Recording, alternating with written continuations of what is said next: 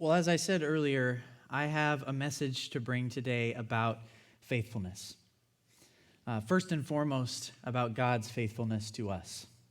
And I am coming to you with mixed emotions of both excitement, genuinely, about what I feel like God has taught me as I was studying this week and what I have to share with you, His people, and also trepidation, nervousness, hint of fear.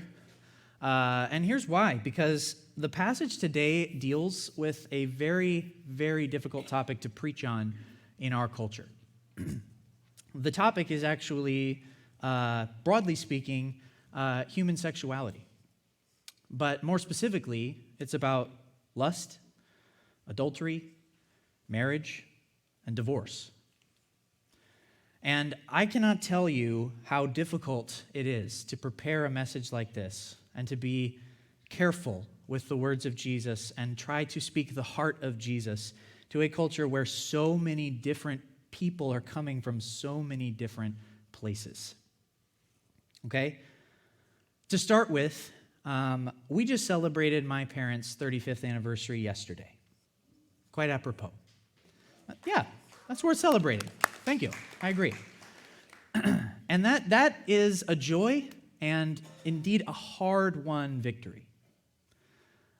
Some of you know more than others. None of you know the whole story, but my parents' marriage is intact today, and I would say it's nothing less than a miracle that it is.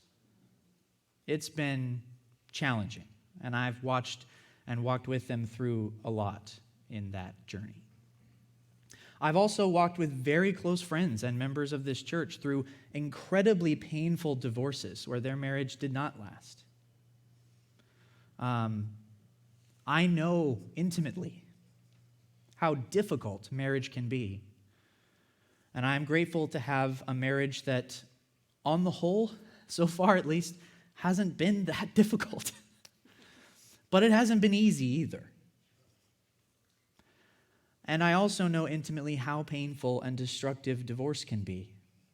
And also how painful and destructive staying with a spouse who is unfaithful or who is abusive or who is many other things can be. So I come before you this morning just seeking God and seeking His grace as I speak to you, because I bring a message of faithfulness. But it is a message that is filled with difficult nuance. And it is a message that comes to an audience who I know some of you are married, and happily so. Some of you married unhappily so. Some of you single and struggling with lust. Some of you divorced and painfully so. Some of you, the divorce was your choice. Some of you, it wasn't. And in the midst of all of that messiness and far more situations that I can't even begin to speak to, I just want you to know that first and foremost, Jesus loves you. Jesus cares about you. He knows your situation, and there is guidance for you if you feel lost, if you feel broken, if you feel unworthy. He can make you worthy, as Dave was talking about earlier. So with that preface, okay, I'm going to bring you an exciting message with lots of good stuff and a challenging message with lots of hard words. And I encourage you to listen to it with an open heart to hear what God has to say to you. And if you have further questions, or you just have a problem with something I've said, or you need to talk about things further, guess what? I'll buy you coffee. So you let me know. We'll talk. For now, I'm just going to introduce you to the teaching of Jesus in the Sermon on the Mount on this topic in Matthew 5 and verses 27 through 32. It'll be up on the screen in the NIV translation. You can turn there in your own Bible if you have it this morning. And it reads like this. You have heard that it was said, you shall not commit adultery. But I tell you that anyone who looks at a woman lustfully has already committed adultery with her in his heart.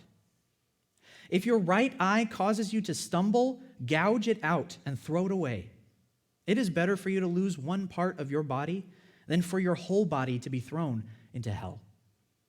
And if your right hand causes you to stumble, cut it off and throw it away. It is better for you to lose one part of your body than for your whole body to go into hell. It has been said, anyone who divorces his wife must give her a certificate of divorce. But I tell you that anyone who divorces his wife except for sexual immorality makes her the victim of adultery. And anyone who marries a divorced woman commits adultery. Guys, I need to remind you of something we've been talking about this whole time as we've walked through Jesus' very, very high standards in the Sermon on the Mount. And that is this. Jesus didn't come to abolish the law and the prophets, to set aside God's law. But he also did not come to give us even more rules to follow. He did not come for any of that. He didn't come for rules at all. He came to make disciples, though. He came to save and to seek what was lost. And then once we have been saved and brought into the kingdom, he came to teach us a better way to be truly disciples, not just in our outward acts and our outward works, but in our inward being, to be transformed into his likeness, and not just to do things that we think are good or to follow rules that we think justify us, but instead to become like God, the faithful God, the loving God, the God of covenant. Now, a couple weeks ago, I preached to you on Jesus' words on being salt and being light. And in that message, I talked to you about both the challenge of Jesus' ethic, because it is so high, it's a standard that we read and no one should feel comfortable with, because all of us have failed to reach it. It seems impossible. We also talked, though, about how a true disciple of Jesus who is transformed in their inner being into the likeness of God will find it inevitable that their life more and more will reflect the ethics of the Sermon on the Mount, high and lofty as its ideals are. But I want to again start with this absolutely key affirmation, because Jesus did not come to make you feel guilty. Jesus came to rescue you from sin and from death, to pay the penalty that you and I deserved for us, and to make us right with God by what he has done, so that we could live lives of gratitude and freedom rather than lives of fear and guilt. And when Jesus saves you, when you choose to commit your life to him, to make him the Lord of your life, and to say, yes, I want your sacrifice to be for me, he does something. Something that you realize greater and greater to larger and larger degrees as you grow up into faith and maturity. But it happens the moment that you commit to him. He transforms you by creating a brand new heart in you. And this is a message that has to start here. Jesus creates a faithful heart in us. That's what he does for his people. He creates a faithful heart in us, because the heart that we had before we came to him was not faithful. It was a heart full of sin and rebellion, broken and in need of repair. Something we couldn't fix on our own, and Jesus did what was necessary, and he creates in us a heart that is faithful. And it's out of that new faithful heart that we begin to exemplify, that we begin to live out this incredibly high standard that Jesus is preaching. Now, I want to start by addressing what is perhaps the most difficult part of this passage, and that is this. It's also one of the easiest to deal with, if you know what you're talking about, thankfully. He talks about if your right eye causes you to stumble, gouge it out and throw it away, and cutting off your hand. You remember that part? Well, what? I'm sorry, no. Please, what, Jesus? I don't think I've seen any Christian ever cut off their hand or gouge out their eye because Jesus is Lord. And frankly, if they did, I would be less impressed and more concerned. So what in the world are you talking about, Jesus? You see, Jesus was really unafraid to shock people. But here's the thing. This is an important part of this passage. It's absolutely critical to understanding what comes later, because what we see Jesus doing here is something he was not unaccustomed to doing quite regularly in his ministry, and once you recognize this, it becomes just a little bit easier to understand Jesus on the whole. And that is this.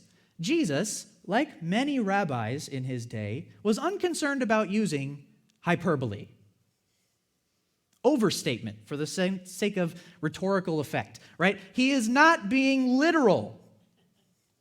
We know this how? Well, I'm not aware that any of his disciples cut out their eyes or their hands, for one thing. For another thing, this would be crazy behavior if someone actually did this, right? Sometimes we have to hear someone's words and we have to recognize, oh, they're not actually telling me to do that. They're making a point. And his point is this, that faithful people commit to cutting out the roots of sin. We commit to not just surface weeding, but to digging down deep and getting rid of the root of the matter to actually transform from the inside out and become new. Become people who are not plagued by any sinful thing. We are called to faithfulness. We are given a new heart, and we are encouraged to root out every sin within us. You see, Jesus, he just got finished talking about murder. Many of you heard Bob Marshall preach a great sermon last week about the commandment in the Old Testament, thou shalt not murder, and how Jesus interprets that and tells us its deeper meaning. Well, Jesus is now addressing the next commandment, the seventh commandment, thou shalt not commit adultery. He's also alluding to the 10th commandment, thou shalt not covet anything that belongs to your neighbor, including their spouse. Right? You should not look on it and say, oh, I want that. I want to own that for myself. I don't want them to have that. I want me to have that, right? So he's alluding to both of these commandments, and he's interpreting them. And as he's doing so, as always, he's telling us how to fulfill the law and the prophets, rather than abolishing it or setting it aside or saying, I don't got to do that anymore because Jesus died on the cross, so now I can live however I want. No, fulfill the law. I gave you a new heart. Don't continue to live in sin. Reach a higher standard. Become new. But this overstatement is important, and it's not literal, but it is telling us a literal point about what we should do with our sin. Because let me ask you this. Suppose, for a second, okay, that you had an alcoholic. And this alcoholic does everything that they can to get their hands on alcohol, but they just can't. No one will give it to them. No one will sell it to them. They don't have the money, whatever. They just cannot get a drink, but they're desperately trying to. Okay, but guess what? This alcoholic hasn't drank in a while. Do we look at that person and say, wow, what discipline? Despite your alcoholism, you've managed to avoid alcohol for 5 days now. Congrats. No, they don't have any self-discipline. They're just not able to get what they're seeking with their heart. Are they really any better than the alcoholic who is drinking? No, not at all. They're enslaved just like the other person to their addiction. Now, the same thing is true here. What Jesus is trying to say here with this overstatement is not simply that you should actually literally cut off your hand, but he says, look, if it's your hand that's causing you to sin, get rid of it. But we know it's not your hand. Nobody looks at their hand and is like, not again. Duh! Once again, I killed someone and it's your fault. If I could just get rid of this hand, I would never murder again. Right? No one says that. That's ridiculous. Nor do our eyes cause us to lust. What does cause you to lust? That's what you should cut out and throw away. And it's ultimately not anything physical, is it? What causes us to lust is our sinful hearts that objectifies and looks at other people and says, you're an object for my pleasure. I deserve what you can give me. And that's all you are. It reduces people to less than human. And Jesus is saying, no. If you lust, but you haven't actually committed adultery, you're not any better than the person who has. You're like the alcoholic who can't get a drink. But they want to. They would if they could. Just because you can't find someone who will sleep with you doesn't mean that you're not falling into the sin of sexual temptation. It's not about what you can achieve, what sexual conquests you can make. It's about what's in your heart. What do you desire?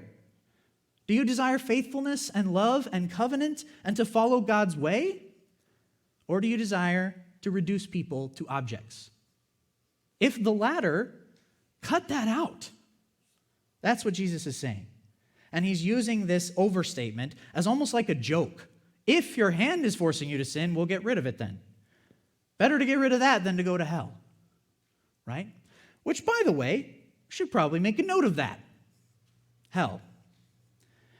I have a question for you. Theologically speaking, could I really wind up in hell because I was lustful one day? Could I really wind up in hell because I sinned? Isn't the point of the cross that Jesus took the penalty for my sins so that even though I am a sinner, I can still be saved? Be with God forever? What are you talking about that I'm in danger of hell because of just things that I do? Isn't salvation by faith and not by works? Well, this is actually important. You see, salvation is actually tied to our works, but it is not earned by our works. So what Jesus is trying to say here is, if you are saved, then I've given you a new heart. And you ought to be living out of that new heart and maturing and growing and becoming a new person. If you continue to live in sin unrepentantly, happily, I got no problem with that. Jesus paid for it, whatever. Guess what? There's a real good chance you never had a new heart to begin with. You never put your faith in Jesus to begin with. Because people who really commit to Jesus as Lord treat him as Lord. Jesus said the top commandment was to love the Lord your God. He also said, if you love me, you will obey my commands.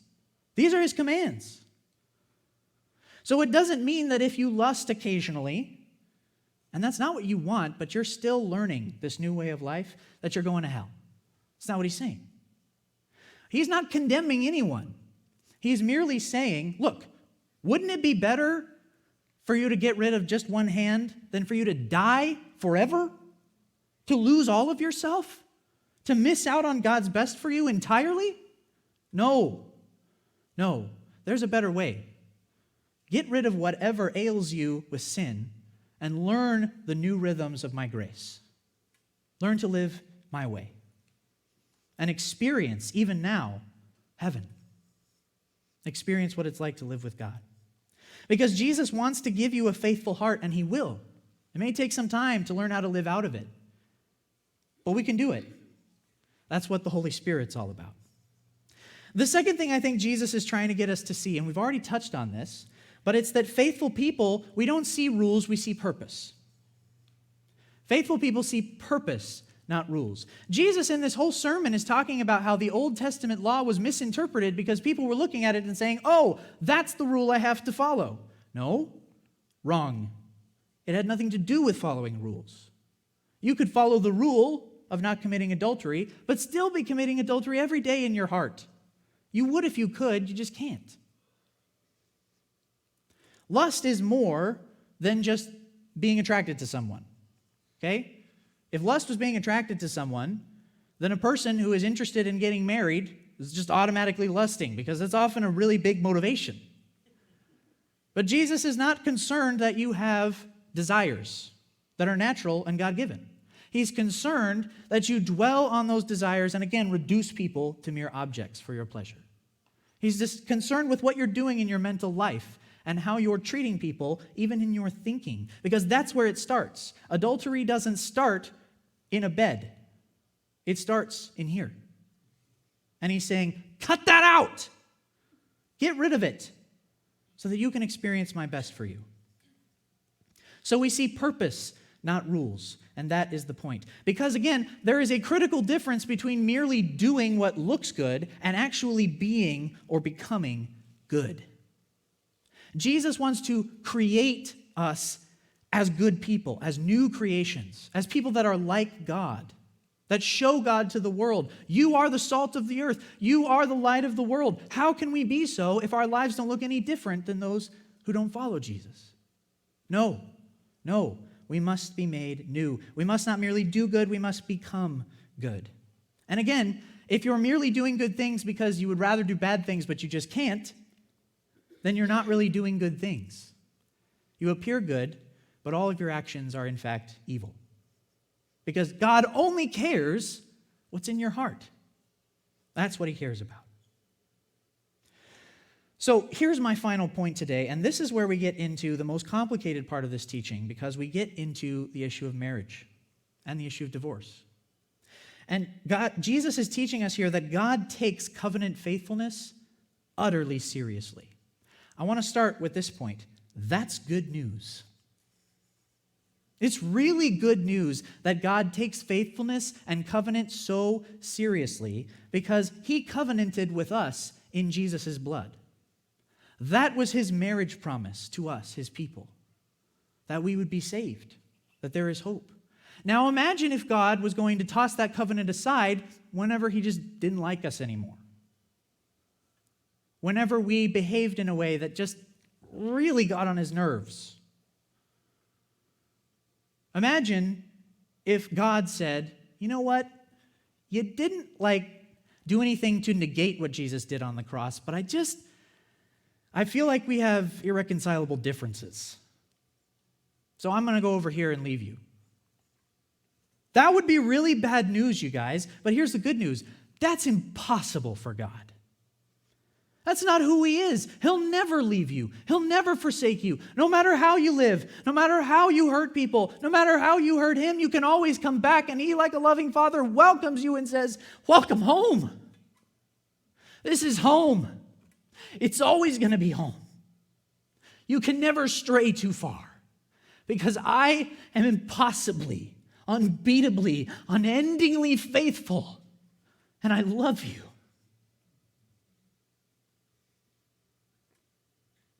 That's really good news to me, guys. But there's a price to be paid for good news. Because if you want to become like God, guess what? Self-sacrifice becomes necessity. Guess what? Loving people who get on your nerves becomes necessity. Guess what? Staying committed to people that you committed to, even when they don't make you happy anymore, becomes necessary, because that's what God is like. So I want to point us to another teaching of Jesus a little later in the book of Matthew, where he addresses this topic more fully, the topic of marriage and divorce. In Matthew 19, 3-9, he says this. It's actually a story. Some Pharisees came to test him. They asked, "Is it lawful for a man to divorce his wife for any and every reason?" "Haven't you read," he replied, "that at the beginning the Creator made them male and female and said, 'For this reason, a man will leave his father and mother and be united to his wife, and the two will become one flesh?' So they are no longer two, but one flesh. Therefore, what God has joined together, let no one separate." "Why then," they asked, "did Moses command that a man give his wife a certificate of divorce and send her away?" Jesus replied, "Moses permitted you to divorce your wives because your hearts were hard. But it was not this way from the beginning. I tell you that anyone who divorces his wife, except for sexual immorality, and marries another woman commits adultery." The Pharisees ask, is it lawful for a man to divorce his wife for any reason? Now, let's set aside for a second the incredible sexist nature of this question. Is it lawful for a man to do this to a woman for any reason? Well, do you think it's lawful for a woman to do it for any reason? That wouldn't have even entered their minds, but that's their problem, not Jesus's, right? And Jesus addresses the heart of their question like this. They're actually testing him because the Pharisees amongst themselves, we know this from historical sources, had two schools of thought about how to interpret Moses' teaching in Deuteronomy 24, verses 1-4, the only time where he addresses divorce. And in that verse, he says that if a man has married a woman and later has found something indecent in her, he may divorce her, but must give her a certificate of divorce. And the reason for this was so that she could go and find another husband, because without a husband, she would be destitute. It was actually designed to protect the woman who was being divorced, so that she had a chance to go and find security elsewhere. So she could prove my marriage is dissolved and I can get into a new marriage, rather than just being left a widow forever. So this law was intended to protect the woman, and was intended to concede to the hardness of heart, because that's not God's ideal. He doesn't want divorce in any case, if it can be prevented. But they started these two schools of thought. One was called the school of Hillel, and they said, well, anything indecent in her, what's that mean? It means that, if she burns the toast, feel free to divorce her. That was the school of Hillel's interpretation. Now, the school of Shammai was a much smaller school, and they said, no, only if she's sexually immoral, only if she commits adultery can you divorce her. Anything else is not legal grounds for divorce. What Jesus is essentially doing is siding with the school of Shammai. He's saying, oh no, Hillel, that is not how this works. But he's going even beyond the school of Shammai, right? He's acknowledging their exception, because he's acknowledging that there are exceptions, and we'll get to that. But he's saying you are focusing on the wrong thing, both of you. You're focused on when it's okay to divorce. Who said it was ever God's best to divorce? Who said that was ever what God wants? Who said that was ever just fine with him? No. Divorce was never God's ideal. He made it in the beginning. He's the one that gave us marriage, and it was designed to be till death do us part. It was designed for a man and a woman to come together and to be partners for life. Divorce is a concession to our sin. It's not God's ideal. It's not his plan. It's not his design. You're missing the point. You're focused on when it's okay to get rid of her. You should be focusing on how you can be restored with her, if at all possible. And only in these extreme cases should divorce even be on the table. And at that point, is it even divorce? Because after all, in Judaism of Jesus' time, if a woman committed sexual immorality in her marriage, it was actually legally required to divorce her. So there was no question of divorce at that point. If a woman committed this act, that's why Joseph, when Mary was found pregnant, even though she was a virgin, right, he thought he basically had to divorce her, but he was just going to do it quietly so as not to publicly shame her, because that was the law. We can't stay together. That's not even on the table. Until he found out she actually hadn't done anything wrong, and by the grace of God, they stayed together. But you see, that's the thing, is that they're misunderstanding everything because they're starting from the wrong starting point. Not from God's ideal, but from when it's okay for me to just let go. But Jesus does, nevertheless, acknowledge here that there are exceptions.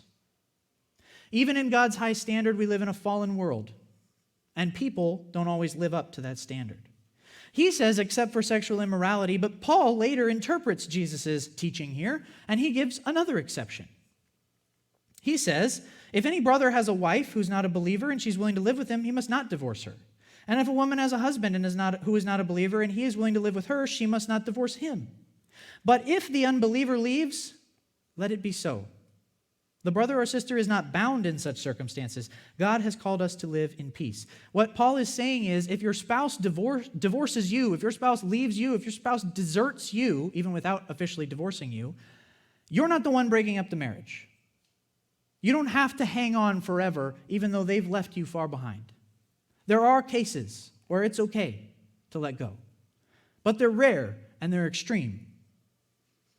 So what I think Jesus and Paul are both pointing us to is not that there's this absolute prohibition where anyone who's ever been divorced or has ever married anyone who's ever been divorced is just an adulterer. No, Jesus would have counted remarriages as legitimate marriages. He wouldn't have encouraged you to divorce your wife or your husband if you've just, been remarried or something like that. No. That's not the point.